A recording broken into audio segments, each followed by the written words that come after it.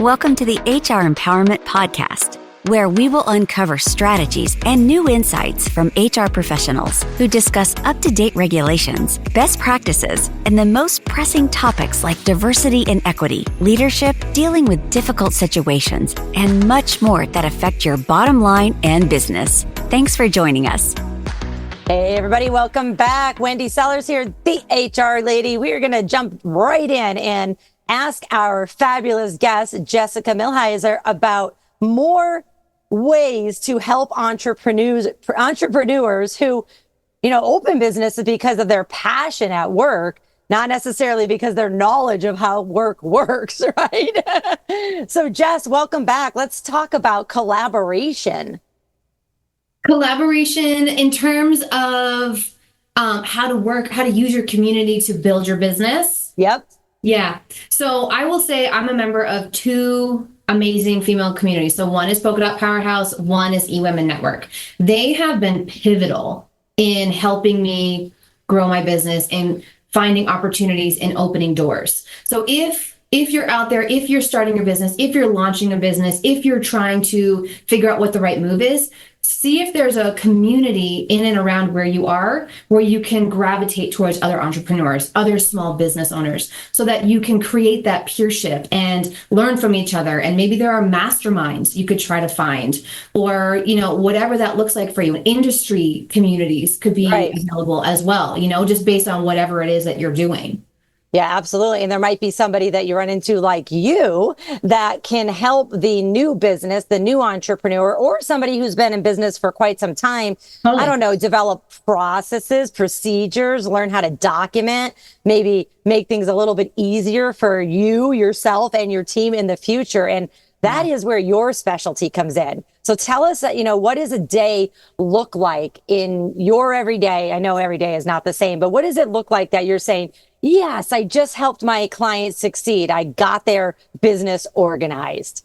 Oh my gosh. So that can take many different shapes. So some people will come to me and they're like, kind of maybe more frazzled, disorganized. And when you think about business organization, you really want to think about how quickly and easily can I find information? How accessible are the resources that I have for either myself or my team if I have one? So whether that's a shared Google Drive, right? So something that you could do really easily there is for your business, create like a master folder within Google.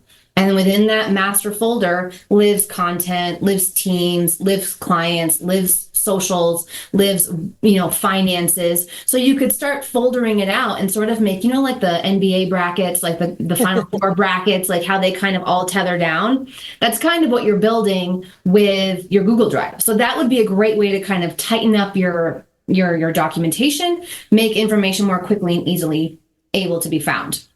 The other thing is like getting what's in your head down on paper. A lot of entrepreneurs, especially if they work by themselves, they keep everything in their head. And we have max bandwidth. We only have a certain amount of space in there. And like, if you keep everything up there, it's going to be hard to provide a great experience to those that you're serving. It's going to be difficult to keep that workflow consistent and not like miss things or drop the balls. So I would say first step would be get what's in your head out on paper. And whether that's your business identity, mission, vision, values, whether that's how I perform this task, that's how I, do a consultation or an onboarding or an offboarding, like this is what that looks like so that you can easily repeat it. And then that will allow your business to grow sustainably as you grow. Ms. Jess, I got a question for you. When we're thinking about documenting our business and our processes, there's so many new tools out there that are taking advantage of artificial intelligence and machine learning. I'm not sponsored by any of these to say them, but Scribe, Zeit, Loom, Trainual, there's free softwares out there, Gitbook, Jekyll, DocFX, Docosaurus, et cetera, et cetera.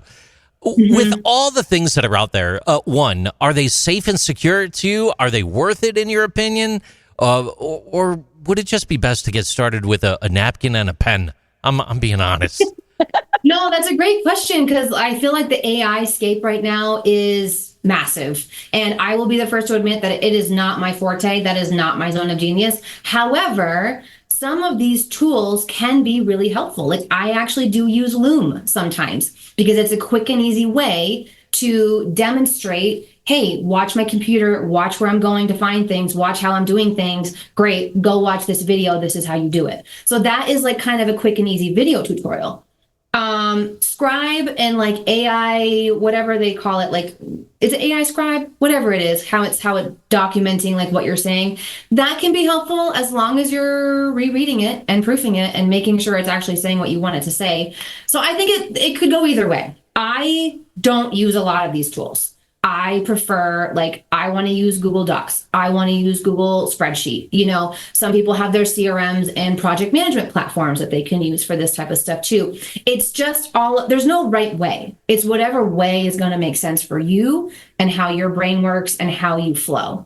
A lot of appreciation for that human-centric approach, Wendy. I got to be honest.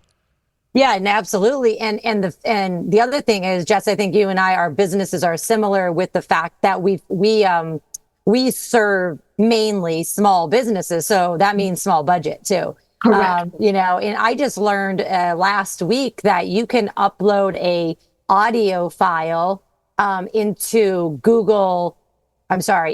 Word. And it can transcribe it. I just did it right before the show today. Wow. I was recording something. Now I have a Mac, so the Google on the Mac, or the Word doc on my Mac won't work, but I can get it to work in the web. So I was like, oh my God, that's completely free. I already paid for that, you know? So there's so many tools out there, but going back to what you said, Jess, before, is about the collaboration too, is when you're meeting with people, even if you're thinking this is a waste of my time, like, listen to them, because they can give you advice that's going to save you money and save you time, and time is money. With that said, before we close out here, JC has one more stat he wants to share. Yeah, absolutely. And it's that why, that how, that little bit of the sticky on the human factor that really helps out in the processes. You know, businesses that prioritize well-documented processes and procedures are 33% more likely to achieve long-term success as they experience fewer operational disruptions and maintain higher levels of efficiency. That's according to the Harvard Business Review. Back to you. Nice.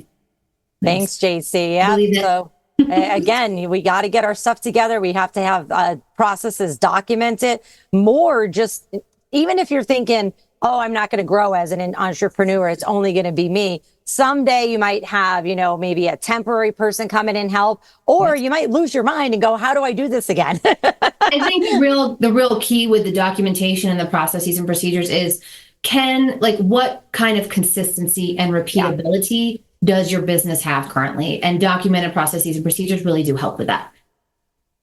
Absolutely. Well, hey, everybody, thanks for listening to episode 2 and our next episode of our 5-part series, where we're continuing to talk about helping entrepreneurs build better, sustainable businesses. We're going to be talking about scaling smart, effective team growth strategies.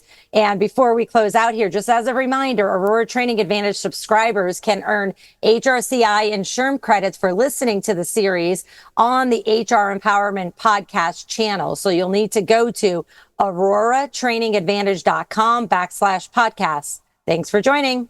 Thank you for joining the HR Empowerment Podcast, brought to you by Aurora Training Advantage. We hope you've gained new insight and strategies to navigate the HR profession. We look forward to you joining us again on the HR Empowerment Podcast.